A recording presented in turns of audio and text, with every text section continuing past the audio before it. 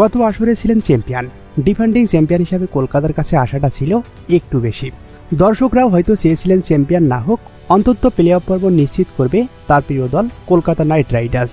কিন্তু হয়তো সে আশায় থেকে গেল। এই মুহূর্তে মহাবিপদে আছে কিং খানের দল। কলকাতার হয়ে পরীক্ষিত সুনীল নারিন আর পারছেন না আগের রূপে ফিরতে। ব্যাট হাতে রান নেই অ্যান্দ্রে রাসেলের। বাকি ক্রিকেটাররাও তেমন ধারাবাহিক না, যেন একের পর এক হারে জানান দিচ্ছে নিজেদের সময় ফুরিয়ে এসেছে। এবারের আইপিএলে ঘরের মাঠে আবারও হারল কলকাতা নাইট রাইডার্স। সোমবার ঘরের মাঠে গুজরাট টাইটান্সের কাছে 39 রানে হেরেছে তারা। আজিঙ্কে রাহানের দল পয়েন্ট তালিকায় আরও বিপদে পড়ল। অবস্থান বদল হল না কেকেআরের। পয়েন্ট টেবিলের 7 নম্বরেই থাকলো তারা। তবে এই পরিস্থিতিতে কেকেআরকে প্লে অফে উঠতে গেলে বাকি 6টি ম্যাচের মধ্যে অন্তত 5টিতে জিততেই হবে, কারণ 10 দলের লিগ পর্বে উঠতে গেলে 16 পয়েন্ট লাগেই। তবে কেকেআরের ফর্ম দেখে অনেকেই আশঙ্কা করেছেন এই দল নিয়ে প্লে অফ পর্বে ওঠা অনেকটাই মুশকিল। তবে কি এখান থেকে বিদায় নিতে যাচ্ছে শাহরুখ খানের দল?